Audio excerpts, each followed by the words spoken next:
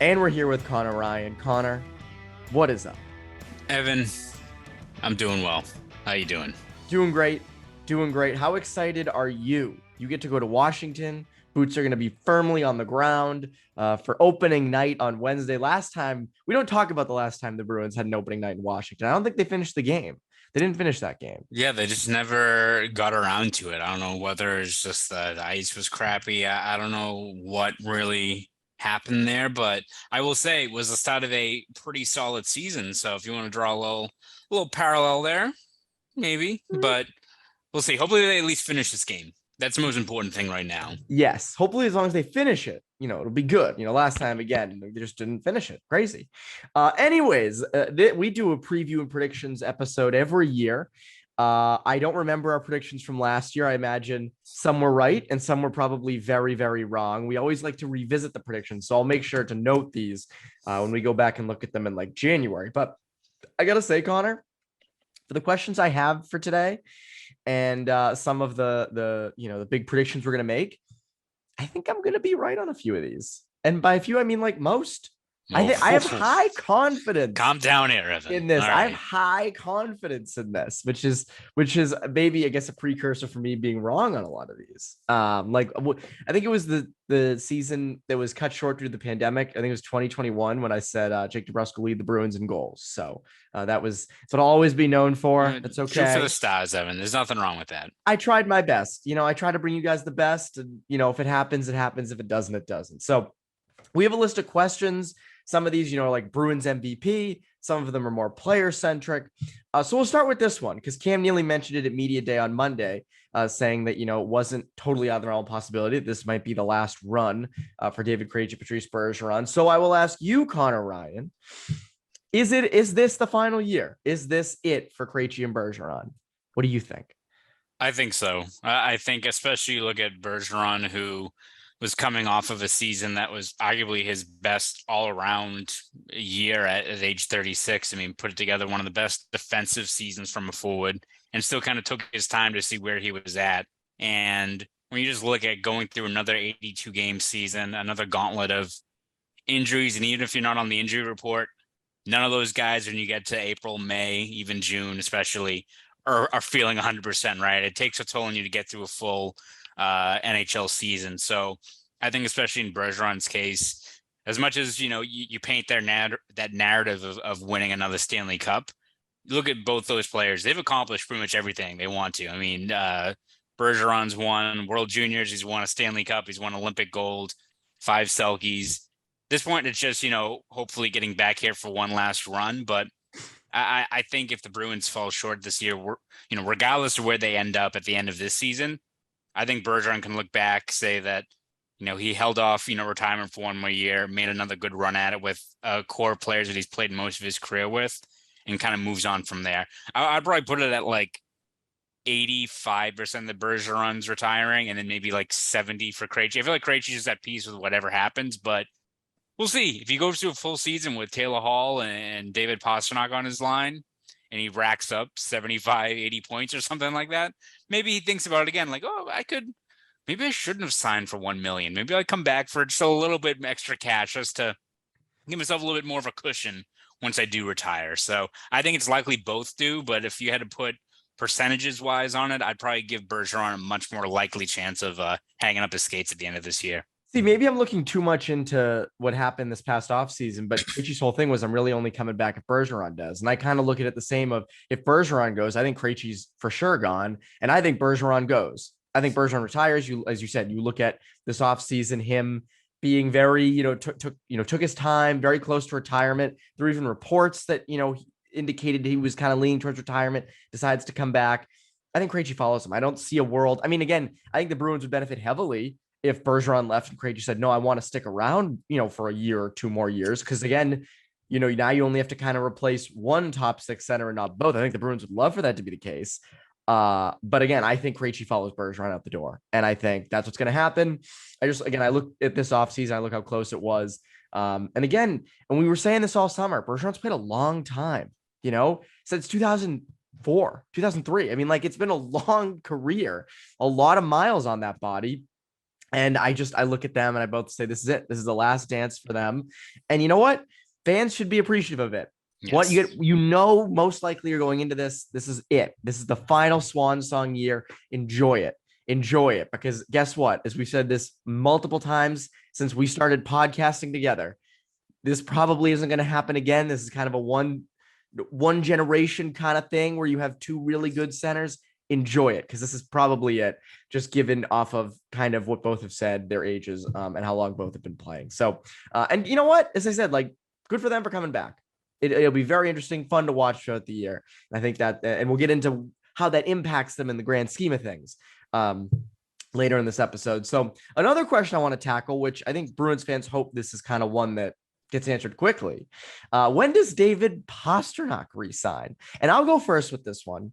And what's interesting with this is, Sweeney mentioned on Monday that, hey, we're okay with going into the regular season. We've both kind of said, I don't know if you really want to do that. You don't want to chance injury. You don't want to chance, a bad start, God forbid, if they start out like terrible, which I don't think they will. But if they did, I mean, is he really going to be that eager to put pen to paper on a team that, started out that bad? Again, not saying they're gonna, but you just, these are things you chance. They seem comfortable with it. Pasternak's left it up to his agent. I think it comes out sometime in mid to late October. I think it'll be like shortly after the regular season begins. I think you'll see David Pastrnak put pen to paper. What about you? What do you think? Yeah, I agree that I think it's something where so much is working in both the team and Pasternak's favor in terms of, what he's already said in terms of he's not really sweating the contract talks, knows he's going to get a nice little pay bump, loves the market, loves playing here. It just seems like something has to go drastically wrong to have this all kind of unravel, I guess, in terms of their contract talks. And I don't think this is going to be a situation like you see with the Red Sox where it's like, oh, of course they're going to sign him, and they give him a low ball contract that's so insulting. The player and the agent are like, screw you guys, we don't want to talk anymore. Yeah. I don't think that's going to be the case. I think Pastrnak is going to get paid with whatever the Bruins are going to toss out there in terms of their offer and what they hope he eventually signs. But I agree with you. I think it's a situation where, sure, Sweeney says the Bruins aren't worried about this carrying into the regular season. Pastrnak doesn't seem like he's that worried about it. But as you said, you don't want to be 10-8-3 in the middle of November and start having that discourse about, well, if they're going to be like this, they got to trade Pastrnak, or have it be after every single game where Pastrnak scores a hat trick being like, that's another $300K to add on top of his annual cap hit, right? Like those are things that are going to be part of the equation, are going to be part of the narrative all season long with each passing day that Pasternak's still a pending UFA. So I agree with you. I think even if the Bruins are accepting of the fact this is going to carry into the regular season, I have to imagine they put forth the best effort to get this done soon. I mean, if you look at like a set, if we're doing like predictions, I'll say the Friday before the home opener. Oh, little, so like this week. Yeah, a good little like lead into to games back at TD Garden. How about that? I'll toss that one out there. Yeah, maybe, they are pretty good. They're very good at social media, and they're good at, and that's one thing they've been very good at in the past couple of years. They have a great crew over there. Maybe they're like, hey, let's make a big announcement with this. Like, let's get people hyped before because, it's a home opening game, but it's against the Coyotes. So it's, it's not a huge matchup. Right. I mean, they'll win it like 7-1, but again, like, it's not a huge matchup. It's not, it's not the Maple Leafs or anything. Maybe that'll kind of get fans, stoke the flames a bit. Yeah. So maybe they're doing that. I can't imagine. I think they would announce the minute it was signed. I don't think that they're really doing that. I would hope they would do it before, because if Pasta scores like 5 goals against that bootleg Arizona team, it just means the price of the bricks going up, Evan. Vegas would do something like that. Vegas would save a contract solely to announce it on social media. But yes, I do think that. I think it's a good prediction. I think it comes in again, like, mid to late October. I don't have a specific day or date in mind. I do have a number in mind, though. I'm going to say it's 8 years, 11 million per. That's what I think it's going to end up being. What do you think? I think it's going to be right around there. I think the days of hoping it's going to be under double digits in terms of an annual payout have come and gone. Like, as much as that's wishful thinking, I just don't think it's going to be a situation where it's going to just be realistic when you look at just the state of the market, the state of, even if Pastrnak is willing to take a pay cut. Honestly, if he takes 10 at this point, I think it's probably viewed as below market value to what he's going to get as a UFA. I mean, you look at just his baseline stats, offensive production, his marketability as a player, all those things. It all leads to it being a guy that teams are going to put at the top of their whiteboard when it comes to free agent targets if it gets to that point. So I agree. I'll do 888. How about that? Perfect. Fair Perfect. enough. It'll be perfect just for him. And again, you have like Patrick Kane as a free agent next off season. So I don't think you want to add Posternoc to that list of, you don't ever want to let him get to free agency. That would be a very poor idea, but we're talking about really good ideas. And these are ideas, that'll make you feel even better than when David Posternoc resigns. Talking about our good friends over at Athletic Greens, our next partner as a product I use every day. I started taking AG1 because I wanted better gut health. I wanted more energy. I don't drink coffee or use caffeine because I wanted healthier, natural energy, and AG1 has been providing it in droves. Doesn't taste like it's super healthy or anything either. Has that mild, tropical taste that I actually look forward to every morning. The tropics, just like that. Makes you feel like you're there, just like Conor is right now. I'm actually in Barnstable. Yes. Has Barnstable right now, actually. Looks beautiful. The palm trees in Barnstable are my favorite, I must admit. It's perfect Hyannis weather. Yes. Oh, yes. This is a prime Hyannis weather. So what is this stuff? With one delicious scoop of AG1, you're absorbing 75. Yes, 75. Conor, you can count them all. High quality vitamins, minerals, whole food source adaptogens, probiotics, and ingredients to help you start your day right. This special blend of ingredients supports your gut health, your nervous system, your immune system, your energy, recovery, focus, and aging. All the things.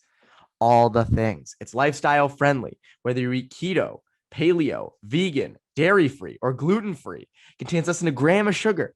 No GMOs, no nasty chemicals or artificial anything, while still tasting really good. It's as natural as the northern lights behind you, Conor. It's beautiful. It's a great transition. It's a great transition. This all supports better sleep quality and mental clarity right now. It's time to reclaim your health and arm your immune system with convenient daily nutrition. Just one scoop in a cup of water every day. That's it. Literally just one scoop. That's it. Just like hitting the whip. Right in. We did it. We have done it. No need for a million different pills and supplements to look out for your health. To make it easy, Athletic Greens is going to give you a free 1-year supply of immune supporting vitamin D and 5 free travel packs with your first purchase. All you have to do is visit athleticgreens.com/Bruins. Again, that's athleticgreens.com/Bruins. Take ownership over your health and pick up the ultimate daily nutritional insurance. Boom. Easy. Hitting the whip right on the outdoor ice. You're just hitting all the backgrounds today. Anyways, here's the big question that I always get wrong, but I think I'm going to get this right this year. Who leads the Bruins in goals? I will let you go first. I would bet we have the same answer. It's David Posternoc. Yeah, I don't think there's any doubt on this. Like, it's Posternoc. Full year, revitalized. Being back with David Krejci, Taylor Hall, you look at whatever tweaks they end up doing to the power play, adding new looks to a unit that got pretty stale, especially at the end of last season. Pasternak has talked about this already, but just the fact that he's going into this year beyond just the contract stuff, which he's clearly not, it's not occupying a whole bunch of his, headspace in terms of getting ready for the start of this year for him. Having a whole summer to kind of decompress after what has obviously been a couple of very, very trying years for him and his family. I think just the clean slate, getting those reps with Krejci and Hall, it all leads to a situation where health permitting, of course, I think he could be due for another strong season. And this is a guy that really struggled for extended stretches last year, especially at the start of the year, and still kind of fell backwards into a 40-goal season, right? So if he's healthy and has a better supporting cast around him, again, we always say, is this the year he hits 50? If he's going to play 75 plus games, I don't know how you don't, view that as being almost inevitable in terms of if he's going to get those reps. And he's playing with David Krejci and Taylor Hall. Like, I think this is an easy, and Zach going to start the year. I think this is an easy 50 goals. And that's why I see a lot of these betting odds out there don't have Pasternak in among the people competing for most goals. Obviously Matthews is the favorite. I don't think that's any duh, but I still look at Pasternak and say the circumstances are there that if you're placing a bet, and this isn't even a segue to our next sponsor later, I'll talk about later, but that's an easy bet because these odds are not like terrific. They're not high. Yeah. They're not near the top. So yeah, I don't see how Posternoc doesn't lead the Bruins in goals this year, unless like I mean, Marchand's missing a portion of the year, so he's out of it. Bergeron's never a goal scoring leader. DeBrusque would have to go off. Taylor Hall again is more of a playmaker, so then that's it. Like I don't put any of the bottom six. Is AJ Grier going to lead the Bruins in goals? Craig Smith just going to shoot the puck from everywhere. It's going to magically go in. So like to me, it's Pastrnak. I think he should lead the Bruins in goals. What do you think the number eventually is? Because this is where we can kind of go look back on. What do you think the number eventually is? I'll say 51. I'll say 54. I'm gonna say I'll go a little higher. I think he's gonna have a really good year. I think the circumstances, like Jake DeBrusque with 27 goals a game, I think all circumstances are pointing towards a good place for Pastrnak this year. Again, hopefully no injuries. That's the big thing. But I think everything is pointing in that direction where he is leading the Bruins in goals. Who do you think second? I know I'm throwing this. We didn't prepare for second. I just kind of thought of that. But who do you think comes in second? I'll go with DeBrusque with 33. Okay, that's legitimate. I just to be different, I'll say Taylor Hall with 32.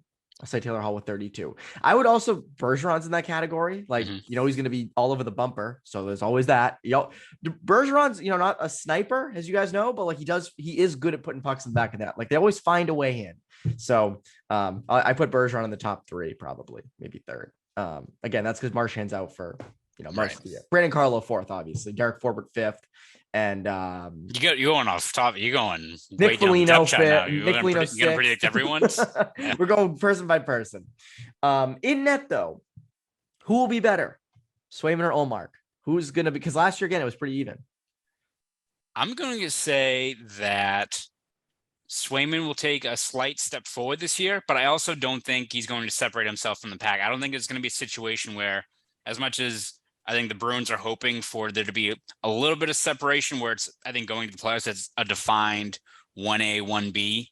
I don't think that's going to be the case. I think both guys are going to take, marginal steps forward in terms of their play. I think Swayman, it's just natural to expect that as a guy coming off of a full season in the NHL, or at least mostly full season. Look past the little Tuca storyline that popped up there. But I mean, he's playing the drums now. He's good. It's true. He's over at Loretta's, put on a show. But I think you look at Swayman and the strides that he can make this year, it's to be expected. But I also think Ullmark's a guy that, he talked about it a little bit last year, just the adjustment of going from a situation in Buffalo and a market there and a place where the expectations weren't particularly high, and adjusting to Boston and a little bit of the challenge involved in that.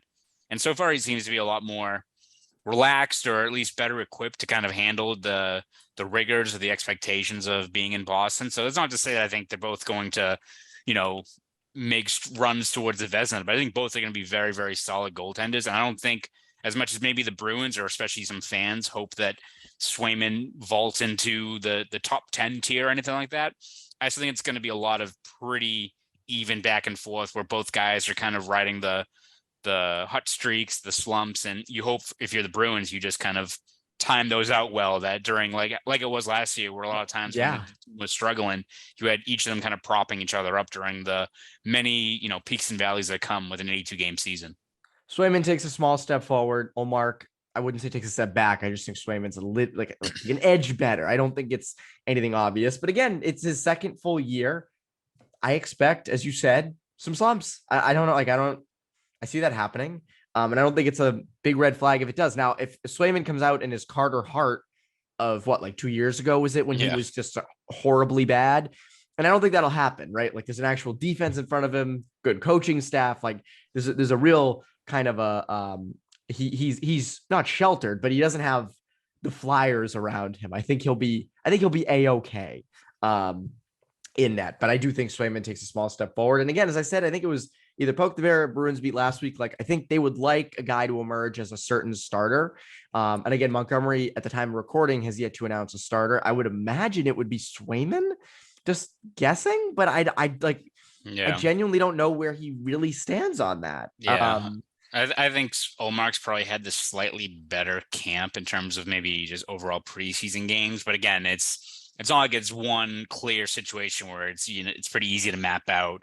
And it could also very well be kind of what they did early last year, where it was a lot of Swayman would get some home games, build some of that momentum for him. And usually it was Olmark getting some of those kind of tougher road matchups. He saw a lot of that kind of player last year. Would not be surprised if something similar happens this season as well, at least to start this season. Now I want to go to some under the radar people, unsung hero. And I look at this as someone who is going to do a lot of valuable things that don't maybe show up on the score sheet, or maybe even do, but don't get a lot of credit for it. And my pick might be a little unpopular because you might say, oh, this person might not be unsung.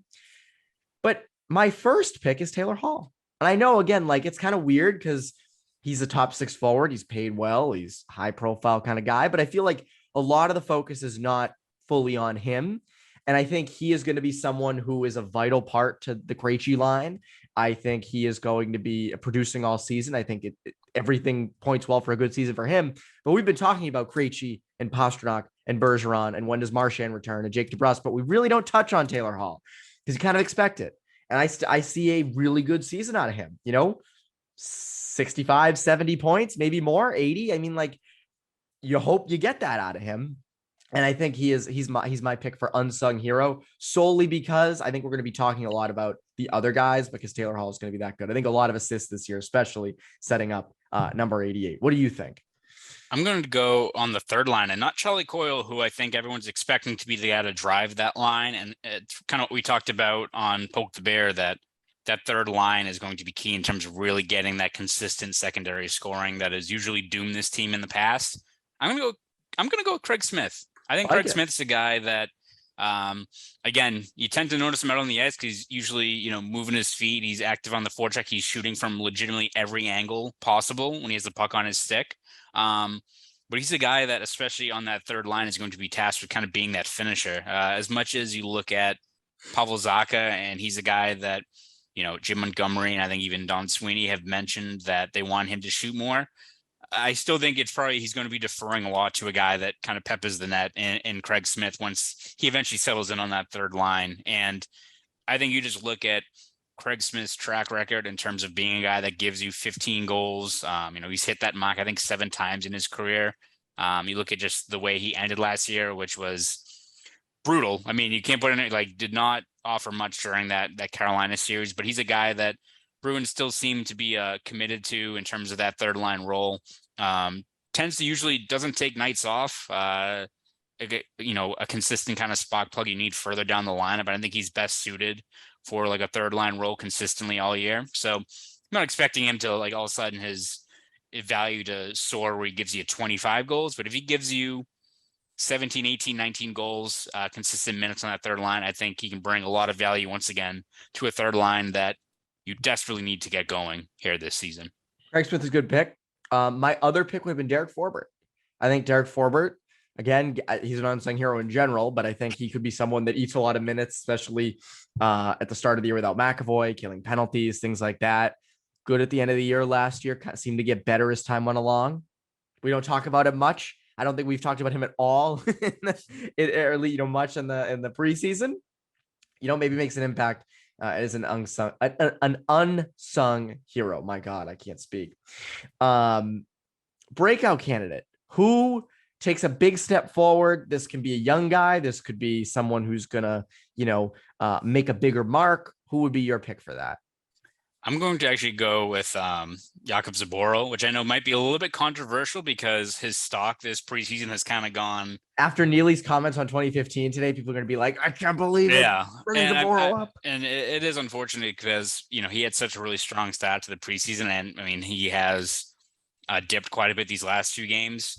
Based on what Jim Montgomery said after Saturday's preseason finale, it does seem like the Bruins are expecting some of these bumps in the road for a guy coming off of ACL surgery, a guy that, even though he really impressed last year in those 10 games, still has not, established himself as an everyday NHLer. So they do know there's going to be these kinds of peaks and valleys in terms of his play. But I think he's a guy that when you look at that sample size he put forth last year and how effective he can be when he comes to just playing to his strengths of, making the smart, simple pass, aiding in transition, He's a guy that's a lot more physical than I think people realize in terms of just, he's especially on this decor where you're not really known for a lot of heavy hitters. I think Zboril can bring that in spurts.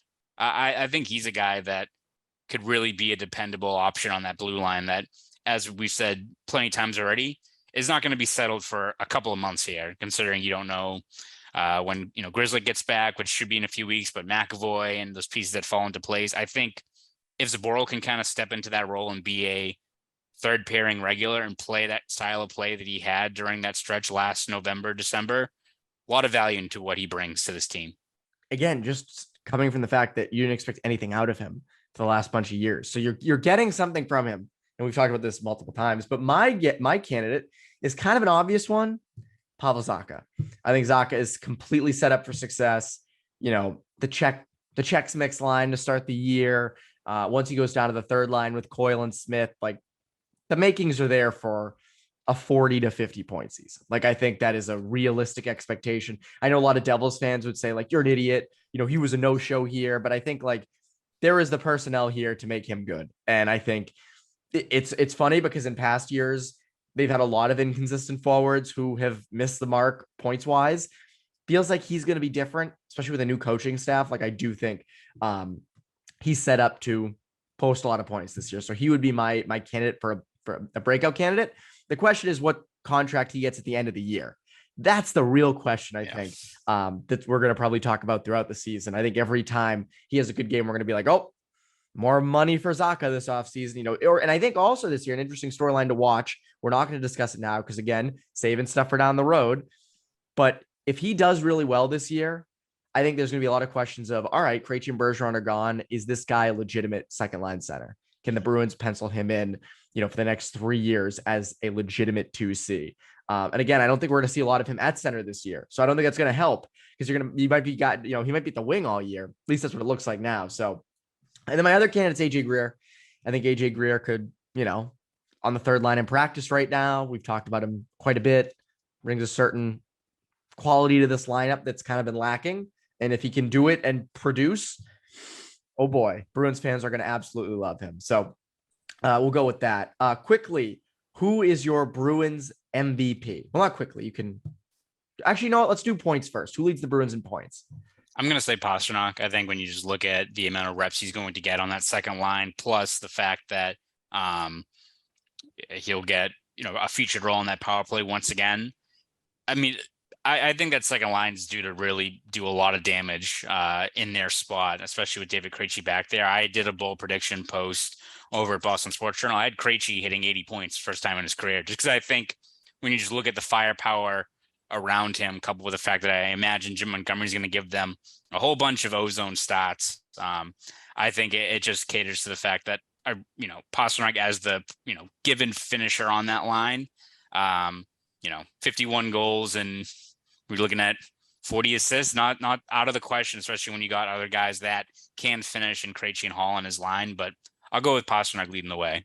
I go with Pasternak as well. I also put him as my MVP, which I assume you probably do as well. I'll put McAvoy in terms of, I think when you look at the Bruins treading water going into the season by late November, I just think what McAvoy brings day in and day out is something you can't really replicate. And the Bruins have depth options. They have guys that can roll into the lineup, but no one can kind of bring what he brings in terms of all around game, shut down, physicality, transition, ability, on the power play.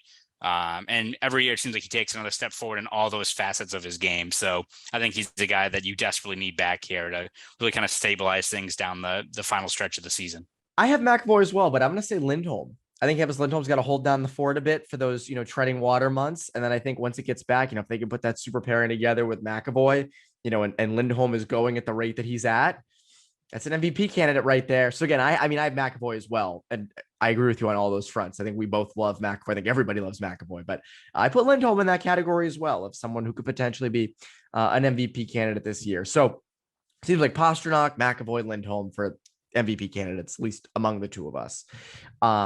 Question, where do they finish in the Atlantic? Where do you have them finishing?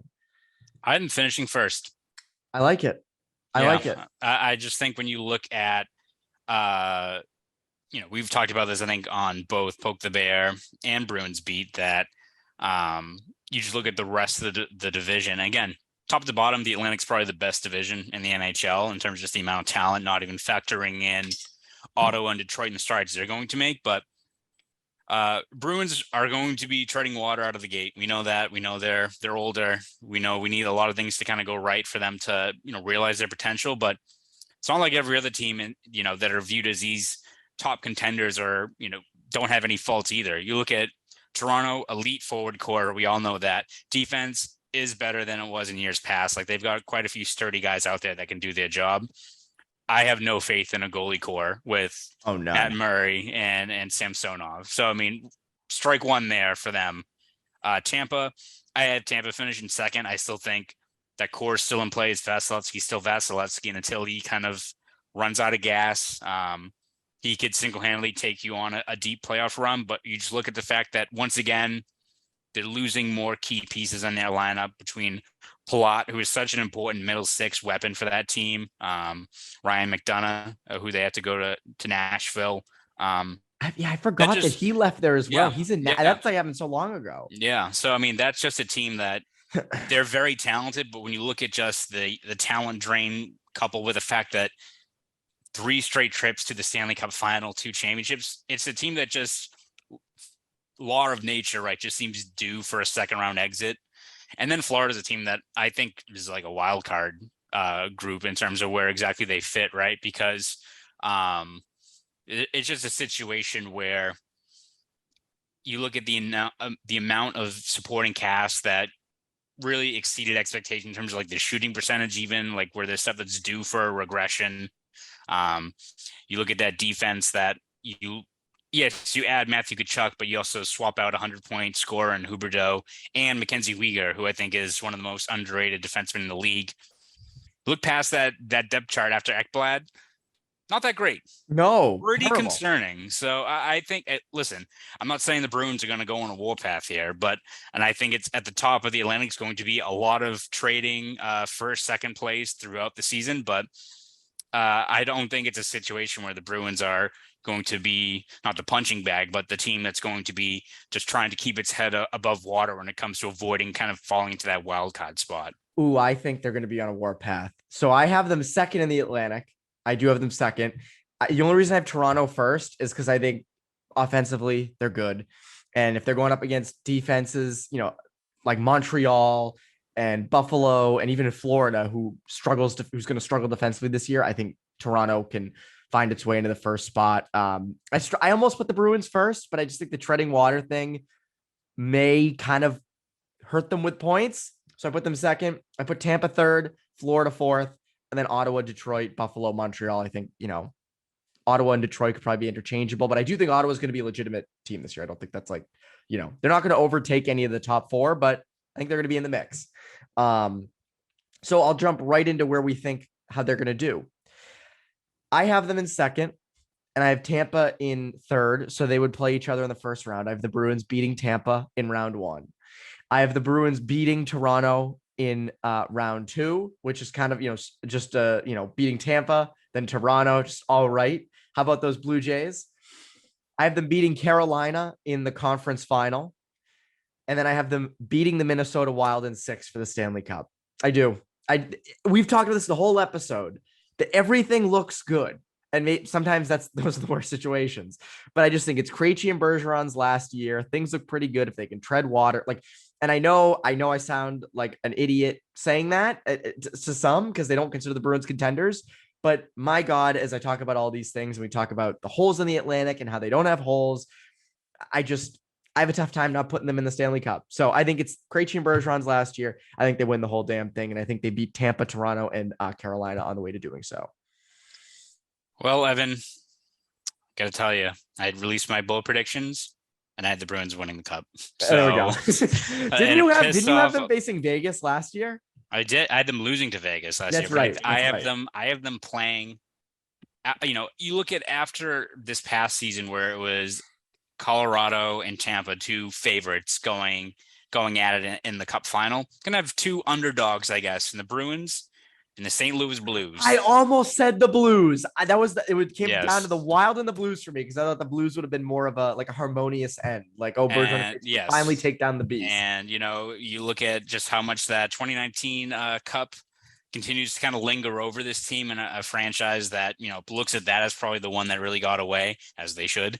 I just think would be what better way to kind of cap off this chapter than to do that. And that's not just to say that we're saying that for the sake of the narrative here. I do think this is a team that, when healthy, you look at that top six, which is probably the best top six unit they've had in years. You look at McAvoy and the strides he can make when he gets back healthy, Lindholm, his addition, Grizzlick, who's healthy, the lift that you can get from Montgomery and his systems, and the tweaks that him and John Gruden are making, the strides that you could see from someone like Swayman, DeBrusk, who's content and ready to hopefully put forth a 30-goal season. It's one of those ones where you look at it and maybe the initial instinct is like, they're getting too old, or they're not going to be in the mix, or there's too many better teams. But you start dissecting the roster a little bit and see where there's room for improvement and where guys can really thrive.